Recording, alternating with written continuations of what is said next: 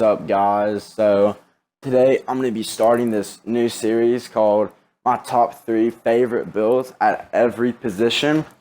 So, today we're going to be starting it off with the point guards.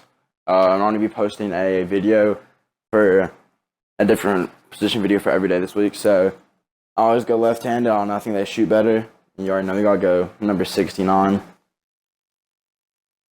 So, basically, for the first build, I have to go with the play shot or play sharp, whatever you want to call it.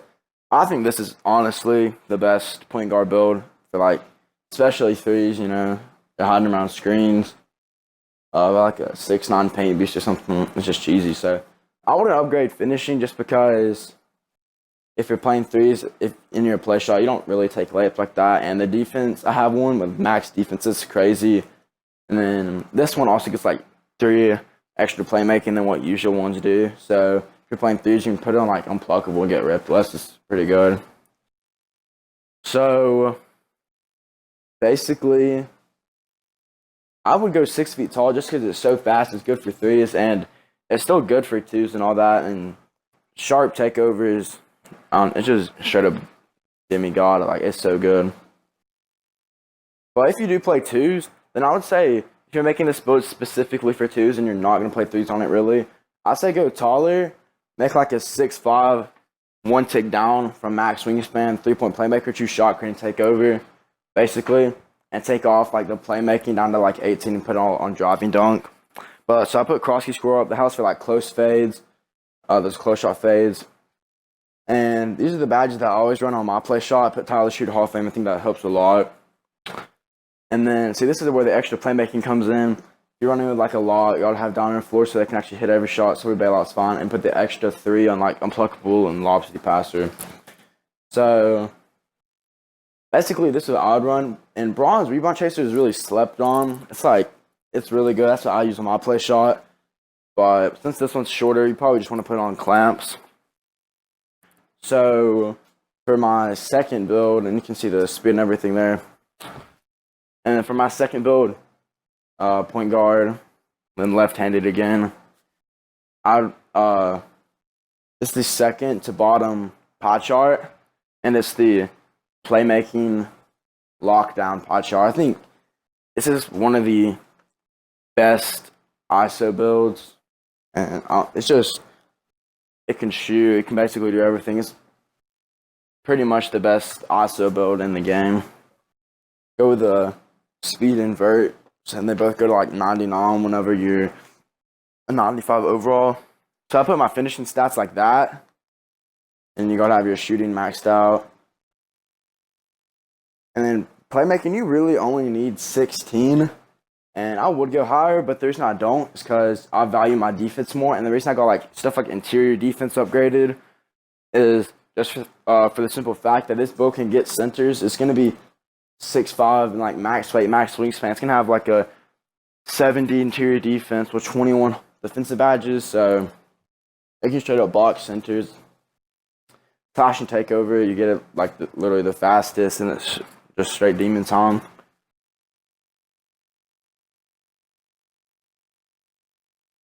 You can go 6'6" with this build also and have it good, so you can get centers better. But I'd recommend going the pure speed pie chart than if you go 6'6". So I get 9 finishing, 10 shooting, 16 playmaking, and 21 defensive badges. And you can see how high all the physicals go and stats.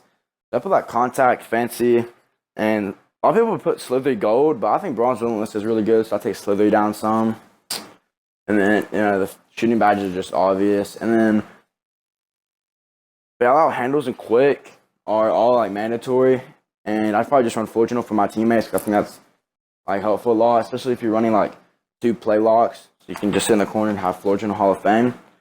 So these are some of the badges that you could run or whatever on this build. So this is if you're running guard and you could run pick dodger, but you don't even really need to run that, to be honest, because you can play switch defense, but it just depends on how good your center can play switch defense.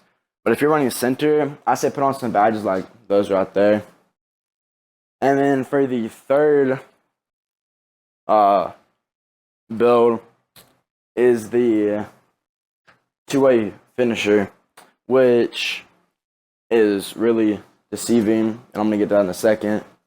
So it's the sharp lock pie chart, and then I would go with pure speed, so you can speed boost, as early as possible. You don't have to wait till like 98 overall. Speed boost off rip.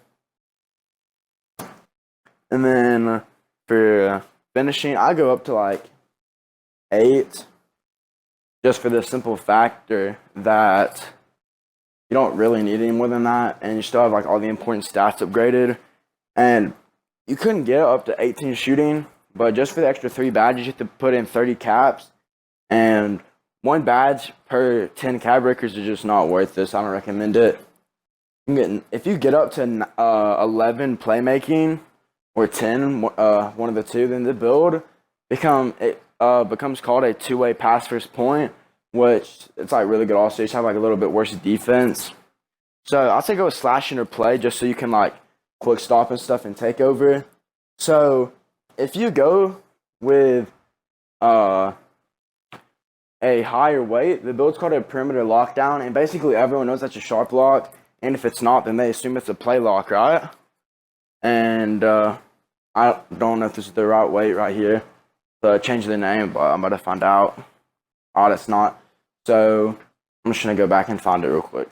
But so when you think of a two-way finisher, you probably think of a shooting lock, a pure lock, and then a slashing lock after that, and then after that you think of a play lock. But no one ever thinks a two-way finisher is a sharp lock. But whenever you go to this weight, the sharp lock becomes called a two-way finisher, and people are just going to leave you open because they're going to think you're just a pure lock or some kind of lockdown that can't green every shot, let alone you have a 83-pointer and 15 Hall of Fame shooting badges, and you can like ISO and dunk on them and clamp the guard in the center. It's just crazy. So basically these are the badges that I would run.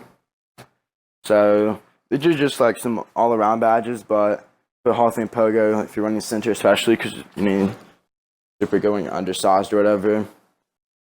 So you run those playmaking, and I think having these shooting, and you can put like green or like gold, but I think having bronze hot star is really good. And then basically the same exact badges as the play lock from earlier.